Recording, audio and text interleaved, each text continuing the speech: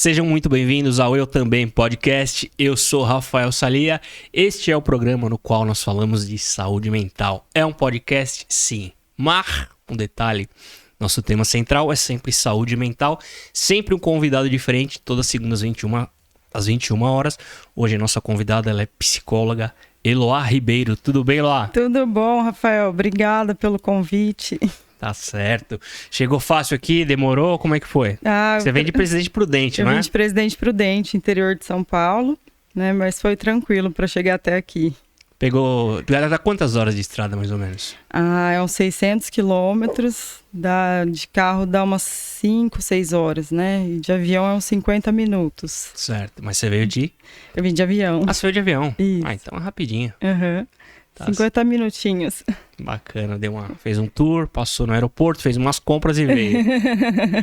É isso aí. Eloá, você é especialista em neuropsicologia, é isso? Isso, eu sou psicóloga clínica, né? Eu tenho um consultório lá na minha cidade e trabalho com aplicativo, né? Sou com independência química e sou especialista em neuropsicologia. Né? O que é a neuropsicologia?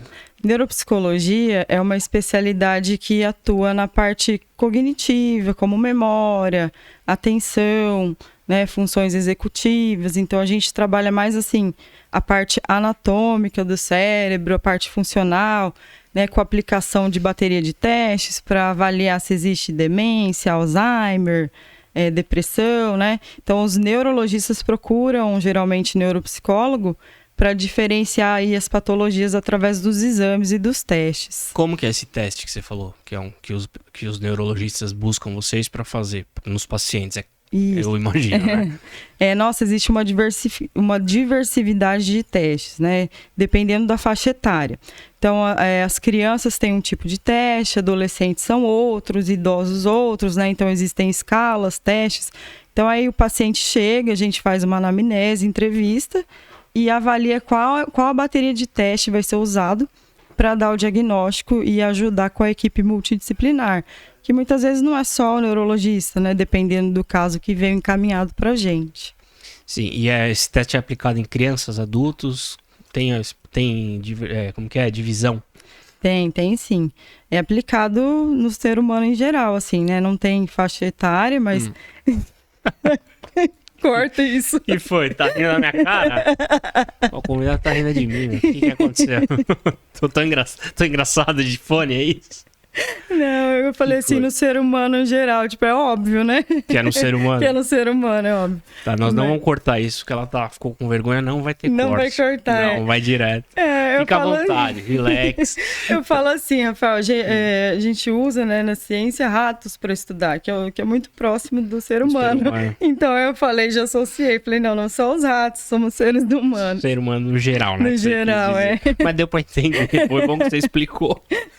Eu fiz uma época, você falou desses testes, uma vez eu fiz um teste que você segura como se fosse 2 ferros, assim, 2 barras de ferro, e era acho que era não lembro agora a especialidade da mulher, da pessoa. Uhum. E aí ela emitia uns sons e pela mão captava, eu não sei como é que funciona, é isso ou não? Não, são testes escritos, né, manuais.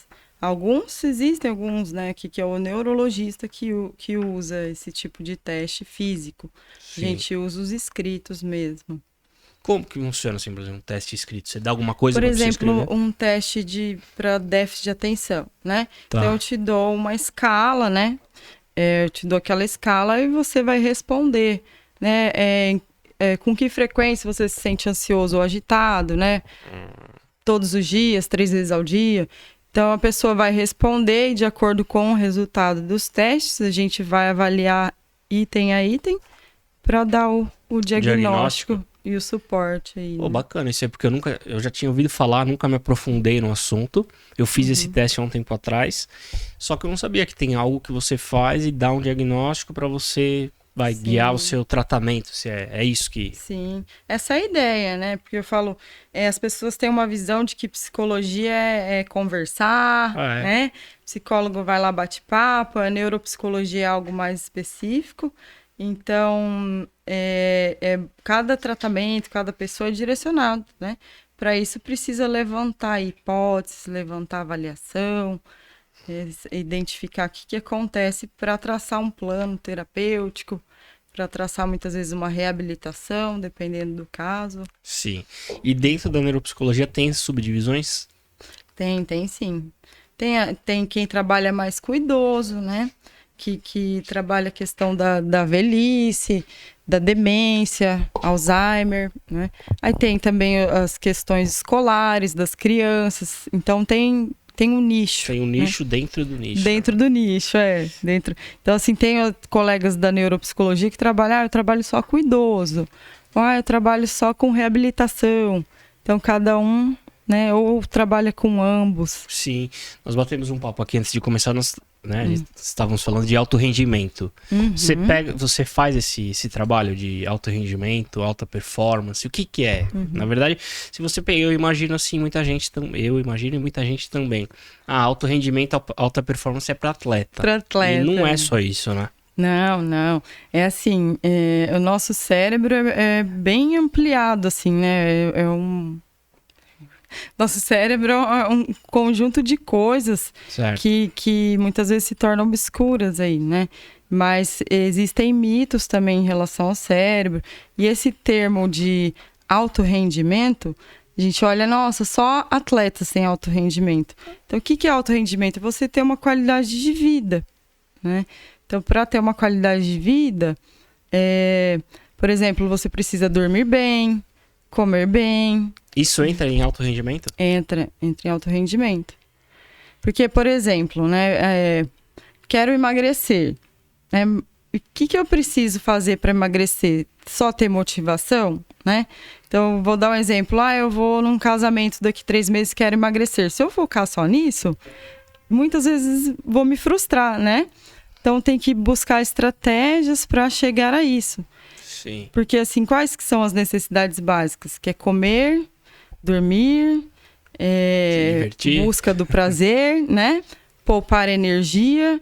Então, como que eu vou buscar motivação para sair da zona de conforto, né? Certo, e aí você busca uma ajuda, uma direção. Isso, busca uma direção, né? Tá. E são, assim, estratégias simples e gratuitas, né? Que às vezes as pessoas acham, para eu ter alto rendimento eu preciso ter o melhor nutricionista, eu preciso comprar suplementos, eu preciso ter dinheiro. E não é essa a ideia, né? Por exemplo, se você ficar uma noite de sono sem dormir, no outro dia você fica bêbado de sono. De sono. Por quê? Como se você tivesse tomado 2 taças de vinho, né? Neurocientificamente, aí os estudos falam. Tem tempo certo pra dormir? 6 horas. Você falou de 6 a 8, né? Mas tem gente que dorme 4 e tá bem. E tá bem, 4, mas pode ter os prejuízos, né? O que é estar bem? Porque, assim, a ideia é quando estiver anoitecendo, a pessoa já ir dormir, né? Por quê? Porque envolve aí hormônio, cortisol, né? Você não vê a melatonina que eles tomam, que fala que só funciona no escuro, né? Então, o nosso cérebro vai se preparando aí para adormecer. Você falou uma coisa, eu acho bem interessante. A melatonina é mito, ela funciona. O comprimido, digo, que vende na internet, que vende... Não sei, eu posso falar não como especialista da saúde. Eu digo que vem... Você já tomou melatonina? Tomei, pra mim não funcionou. E eu vou te contar por quê, né? Fiquei no celular. Isso. Tem gente que toma até medicação forte, né? Que precisa de receituar. Zolpidem, Rivotril e não dorme. Fala, nossa, eu tomei medicação, não durmo. Por quê? Porque são estratégias e ações simples para serem tomadas. Por exemplo, depois das 6, não tomar café ou nada que é estimulante, né? Tentar se desconectar do celular pelo menos uma meia hora antes. Essas dicas eu acho muito interessante, a galera. Eu não vou anotar agora, óbvio, depois eu anoto. Mas quem tá em casa pode anotar. Essas dicas para você ter um sono de alto rendimento, se é que pode se falar assim. Como que você tava falando? Dormir mais cedo. A gente fala higiene do sono. Se vocês pesquisarem aí, vão ver que tem na internet bastante textos, artigos. O que é higiene do sono? Pera só um pouquinho. Mano, tá ligado o ar? Tô suando. Obrigado. As dicas do... Vamos lá, as dicas da higiene do sono, então. Pode começar? Vamos retomar. Dicas do higiene do sono, por favor. Isso, doutora então, Eloá. se você procurar aí na internet, tem vários artigos, dicas, né, que falam o que é a higiene do sono. É você, para começar, não tomar café ou nada que é estimulante depois das 4 ou 6 da tarde, né? Desligar os eletrônicos, né? Eu falo para a família assim, família, a não ser quem é médico ou parteiro, ou pastor que tem que fazer um velório, Sim. fala assim, deixe lá a família toda, o celular carregando na sala, porque o quarto é lugar de dormir. Mas o que tem de... É a luz que atrapalha aqui, que é? Porque putz, Isso, a luz tão é bom ficar estimulante. deitadinho, mexendo no celular ali, putz. Sim, e você sabe que já tem aí transtornos induzidos pelos eletrônicos, né? Já tem no CID-10. Então a gente tem que ter cuidado porque O que é o CID-10? CID-10 é o Código Internacional de Doenças, dentro da psiquiatria, né?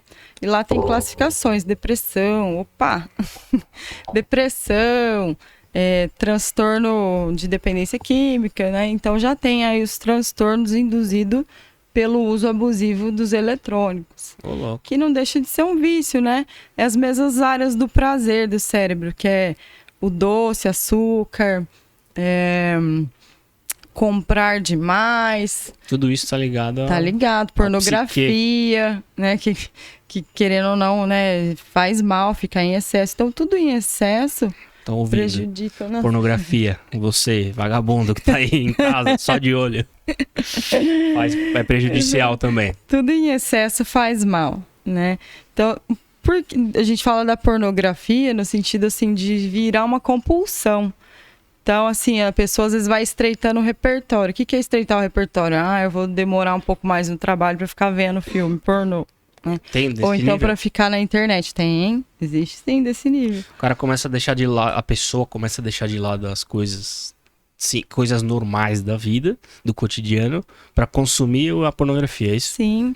E até crianças e adolescentes, né? Eu não quero ir no parque com os meus pais porque eu quero ficar no YouTube, quero ficar com os amigos jogando game.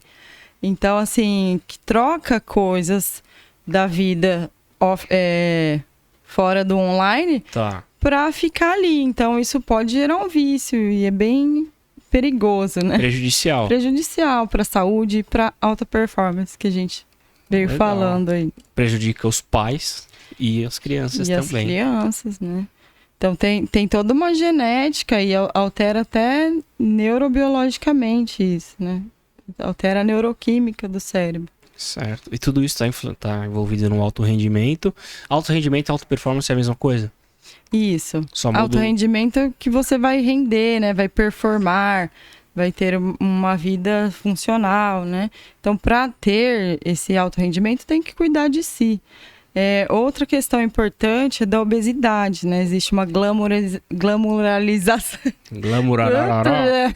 Existe uma glamuralização aí da obesidade, né? Só que... Tipo, meu corpo, minhas regras, eu faço do jeito que eu quero, é isso? Sim, sim. E não é nem pela estética, viu, Rafa? Porque, assim, pela saúde mental. A cognição da pessoa que não cuida do corpo, dessa questão da obesidade, altera, né? Pode desenvolver transtornos mentais. Então, assim, é um corpo inflamado que a gente fala, são células inflamadas. E aí tem que cuidar, né? Como que é isso que você falou? Eu acho bem interessante. A obesidade, é prejudicial à saúde mental, por quê? A obesidade é prejudicial tanto para a saúde física como mental, porque ela inflama as células, né? Ela inflama as células do organismo e isso faz com que tenha prejuízos na memória, na parte cognitiva, a disposição diminui, pode aumentar aí problemas com a imagem, com a depressão. Então... Tá, mas biologicamente, tira a parte de estética, de imagem, também causa um problema? Causa um problema. Que é a parte que você acabou de falar, que biologicamente falando, como que chama? Como assim? Você não falou biologicamente porque eu tô viajando? Não, eu falei assim, geneticamente, biologicamente, altera as células do organismo. Altera as células do organismo. Isso, até assim, a nível de desenvolver doenças como diabetes, hipertensão e até câncer, né? Tem alguns estudos que diz que a obesidade pode gerar, que a obesidade pode gerar aí câncer, quem tem mais predisposição. E você acha ou tem certeza que uma pessoa que está nos assistindo, que está com sobrepeso, está com obesidade, seja grau 1, tem, né, níveis, grau 1, 2, tá, obesidade mórbida, ela buscar ajuda aonde e como? Primeiro, identificar o que precisa ser mudado para conseguir ter um peso de acordo com o corpo da pessoa, né? Então, eu não consigo emagrecer. Buscar muitas vezes o psicólogo para buscar estratégias no dia a dia para não comer comidas que não são saudáveis, né? Muitas vezes o endócrino, nutricionista e uma equipe multidisciplinar, né? Porque não é fácil, igual eu falei assim, é a busca do prazer. Então tem gente que é viciado em doce, em açúcar. E, por exemplo, é mais fácil uma pessoa ficar limpa de cocaína do que de açúcar. O açúcar... Calma, vamos lá. Vamos para as polêmicas, né? Os neuromitos e as verdades. É mais fácil a pessoa, tem maneira de falar o cara. É mais fácil a pessoa largar a cocaína do que açúcar. É mais fácil o cara largar a cocaína do que o açúcar. Sério? Sim, o açúcar é altamente viciante para o cérebro. Tanto que usuários adictos, quando param de usar droga, muitos engordam. Porque daí vai buscar o prazer no doce, na comida. Tinha uma pessoa que eu conhecia que ela fumava. Esses testes foram feitos em laboratório, né? Sim, ela fumava cigarro, parou e viciou em bala, chupar bala. Aquelas de mole que se morde, acho que ela descontava a raiva mordendo. E aí ferrou a diabetes. Então, e outra coisa, as balas, corantes e açúcar, elas afetam a cognição, memória, o indivíduo fica mais lento, com menos disposição, né? Eu sempre brinco, olha lá o que tem na bala ou no doce, né? Nos produtos industrializados. Quem tem hiperatividade também, déficit de atenção, piora com esses alimentos. Sim. Então a parte da alimentação é extremamente importante para ter uma vida funcional de alto rendimento. Elô, o que você, como psicóloga e neuropsicóloga, tem um tempo aí já de estrada, você acha que a sociedade... Por que você acha, né, que a sociedade está tão adoecida? Nós estamos em 2021, quase 2 anos aí de pandemia. Fica trancado, fica em casa, sai de casa, fica em casa, não fica em casa. Tudo isso acaba dando uma pirada. Acredito que todo mundo já teve seu surto aí nesse tempo de pandemia, além dos outros surtos da vida. Com certeza.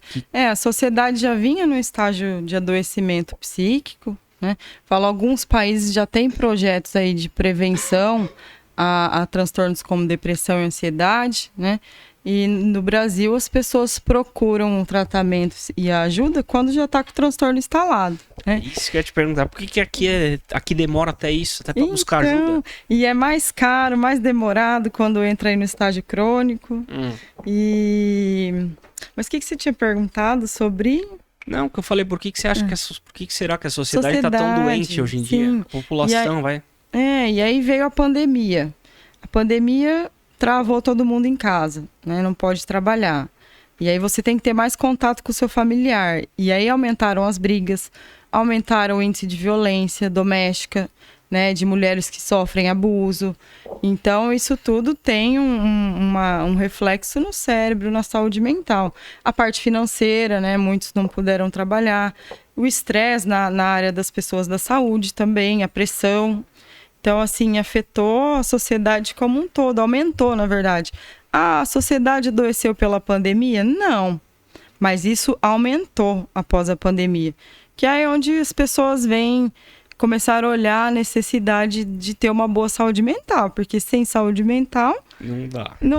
Você não consegue, né, se desenvolver. Eu pesquiso bastante, né, de saúde mental em si. E não tem, pela OMS, a Organização Mundial da Saúde, não tem uma resposta exata o que é saúde mental e o que não é.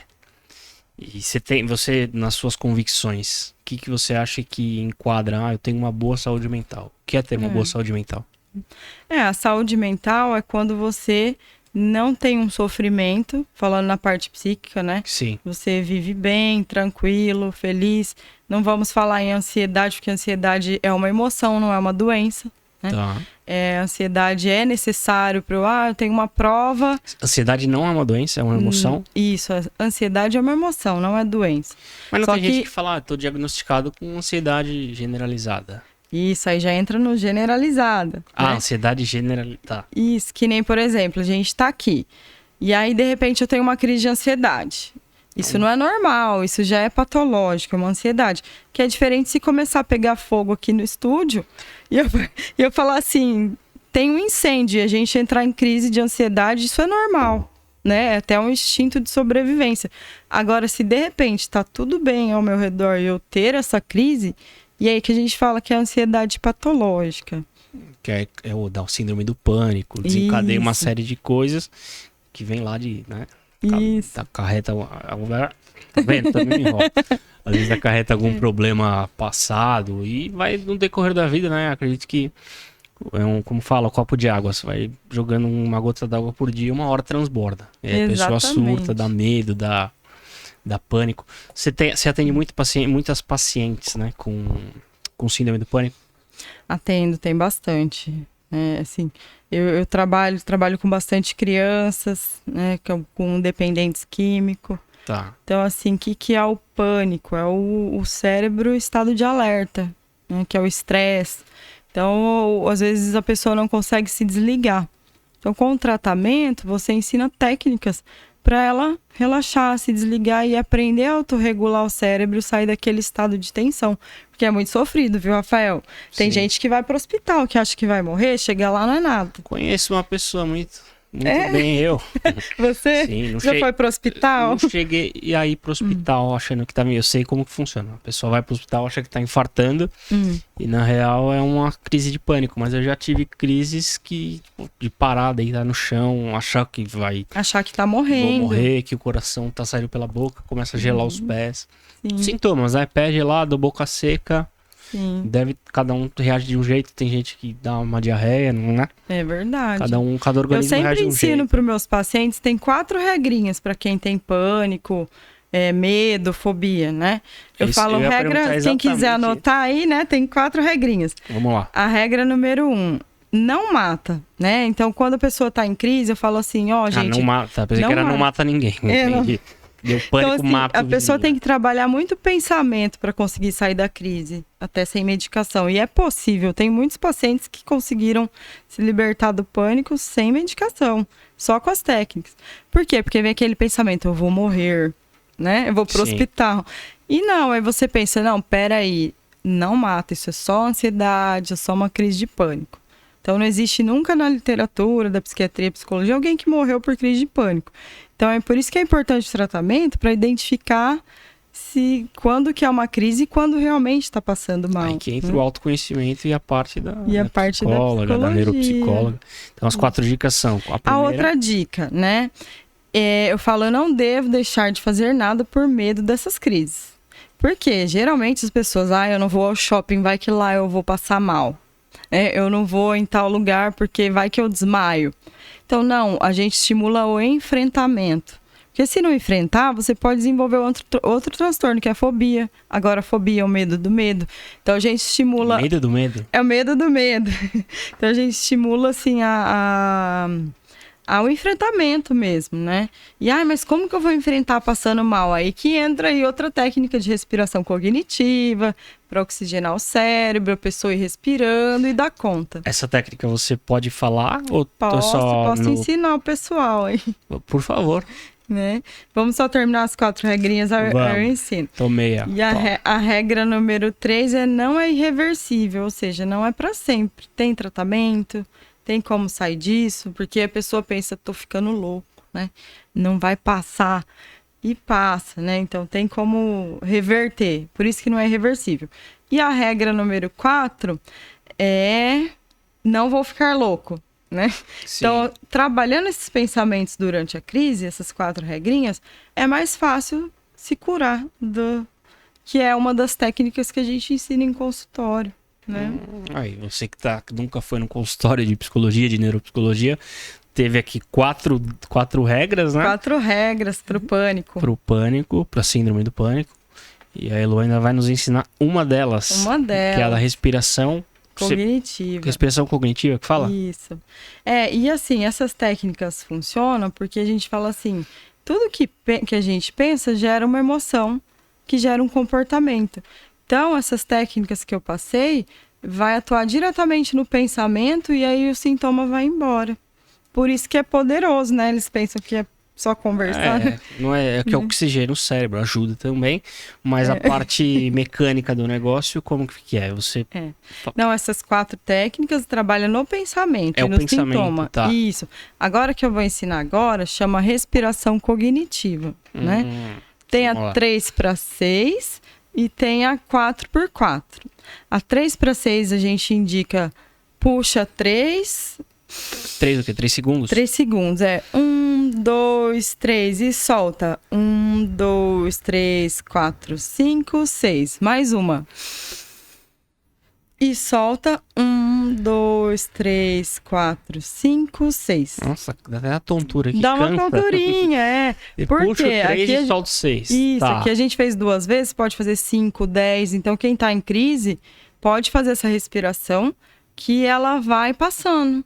Então, no meio da crise, faz a respiração 3x6. Quem tá falando é a doutora, não sou eu. E é cientificamente comprovado pelo que você tá falando e pelos seus estudos. Sabe por quê? Por exemplo, eu tô passando mal, aí a pessoa começa a hiperventilar e não respira. E aí não respira... Fica com a respiração curta, né? Respiração curta, isso. E aí não respira e não oxigena o cérebro. E aí realmente a pessoa começa a passar mal. E aí fala lá, tá vendo? Tô passando mal. Por quê? Porque não tá respirando, vai passar mal. A pessoa desmaia. Onde reforça aquela crença de que tá passando mal, E né? tá porque não foi porque oxigênio não pro tá cérebro. respirando, né? Mas chega a desmaiar? Existem casos que sim, né? Que chega a desmaiar, assim, de ansiedade, de medo, né? Antigamente falava assim que a pessoa só desmaiava com sangue, com a fobia do sangue. Hoje não, a pessoa desmaia por estresse, nos casos mais graves. Sim. Aí, né? Então, essa técnica é muito bacana e, putz, eu acho bem legal também. Quem precisar de terapia, quem precisar de ajuda da neuropsicologia, esses testes que eu achei bem interessante e acredito que quem precise também, quem tá em casa, no celular, no carro, nos ouvindo, onde te acha? Eu tenho um consultório. Na rede social. Isso, eu atendo online, né? Onde te acha bom, né? Onde te acha, Eloá? Tem lá o meu Instagram, né? Que é Eloá, com H no começo, Ribeiro, _neuropsi. Que lá tem também o meu link com todos os meus contatos, telefone, e-mail, né? Todas as minhas redes sociais para contato. E eu faço atendimentos online, presencial. Tá. E é isso. Atende, né? Como é virtual, você atende o mundo inteiro. Isso, eu tenho pacientes nos Estados Unidos, São Paulo, da Bahia. Tem pacientes de tudo que é canto aí. Essa parte é a parte boa da internet, né? A gente fala só que a internet é prejudicial, o celular, a rede social, a luminosidade, mas tem a parte boa também, que você pode fazer uma terapia 100% online. Tem o Gui também que eu indico. Tem pessoas que se identificam mais com homem do que com mulher e outras mais com mulher do que com homem. Então o Luiz Guilherme Roselli e tem a Eloá também. Sim. Eloá Ribeiro. Porque cada psicólogo tem a sua abordagem de tratamento, né? Sim. Então cada um se identifica com uma... Tem uns que se identifica com a abordagem mais diretiva, outros mais tranquilo, né? Que é da psicanálise. Sim. Então cada caso é um caso. Legal, então a Eloá deu 4 dicas, 4 regras, isso. Falou um exercício para sair da crise, que é a respiração 3x6. 3x6, a 4x4 é a mesma coisa, só que assim, puxa 4, segura 4 com o pulmão cheio, solta 4 com o pulmão vazio e fica 4, então é 4x4 também. Mas tem aí também na internet se pesquisar. Mas são técnicas muito poderosas para ajudar aí. Excelente. Olha só, você que está ouvindo, que você que precisa, conhece alguém que precise, compartilhe esse vídeo, indica. Não se esqueça também, Não se esqueça de inscrever-se no nosso canal. Toda semana, como eu falo, às 21 horas de segunda, só que fica na internet, né? 21 horas é a hora que vai o vídeo, mas o vídeo fica no ar aí na internet eternamente. Sim. Quanto mais conhecimento, né? Falo assim, agora que eu conheci vocês, eu vou assistir toda semana, porque aqui, pelo que eu vi, é bastante conhecimento, de bastante diversidade, né? A ideia é trazer, desculpa até te cortar, trazer um convidado por semana, por quê? E o nome, eu também, o nome é bem sugestivo. Eu também podcast. Eu também, lógico, não eu também podcast, mas eu também passei por uma crise, eu também eu também conheço alguém que tem, eu também tenho uma mãe que passa por depressão, eu também sofro com alto rendimento. É vários, é o eu também, pra horizontal. Todos estamos sujeitos. Sim. Né? Ninguém, igual esses dias falaram, nossa, você é psicóloga, tá triste. Falou, mas psicólogo é ser humano, eu também fico triste, né? Falou assim, dentista tem dor de dente, médico fica doente, psicólogo também tem as questões a serem trabalhadas, né? E aí eu tento trazer uma galera aqui conhecida, influente, por quê? Pra horizontalizar o negócio, pra não imaginar, puta, ele tá lá, a vida perfeita, a internet. Não. Todos os convidados que vêm aqui têm a saúde mental, ela é 100%, ela é pra todo mundo. Todo mundo precisa e todo mundo tem algum detalhe ali na vida, no qual o outro acha que fala, puta, a vida dele é perfeita. E não é. E nas redes sociais a gente posta o que quer, né? Sim. Tem gente que às vezes por dentro tá uma péssima, mas posta lá só coisas lindas, né? Coisa bonita. Eu falo, debaixo da pele ninguém vê, né, Rafa? Sim, ninguém mostra a fraqueza, né? É verdade. Todo mundo quer mostrar a parte boa. Galera, inscreva-se no nosso canal, compartilhe aí com quem você acha que vai ajudar, que eu tenho certeza que esse papo ele é bem produtivo e ele vem pra agregar mesmo. Eloá, tem algo pra gente finalizar nosso bate-papo? Passou tão rápido. Passou, né? Nossa, foi tão gostoso o nosso bate-papo. Sim, e ele vai rápido. Eu tento conduzir de uma forma que não fica pergunta-resposta, pergunta-resposta. A gente vai conversando. Quem pega, putz, vou assistir o programa. Por quê? Porque eles estão conversando, então o negócio flui mais legal. Você tem alguma frase ou alguma mensagem pra deixar? Sim, cuide da saúde mental. Sim. Né, assim, eu não sei como cuidar, busque ajuda, busque tratamento, né, não tenha preconceito, ainda existe muito preconceito em relação ao autocuidado, né, achando que é frescura, não é frescura, né, se não cuidar da saúde mental, tem casos que levam até ao óbito, dependendo das consequências aí do não autocuidado. Certo, excelente.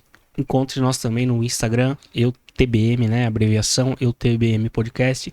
Estamos no Instagram. Em breve o canal de cortes que vai pro ar. O bebezinho vai fazer para nós. Legal. Galera, obrigado pela atenção. Batemos o papo hoje com o Eloá Ribeiro. Elô, toca aqui. Obrigada, Rafa. Obrigado por ter vindo, disponibilizado o seu tempo. Quando eu voltar a São Paulo, quero vir aqui novamente. Volte mais vezes, volte quando quiser. Você é muito bem-vinda. Obrigada. Tá bom? Tá bom. Galera, obrigado pela atenção. Até a próxima.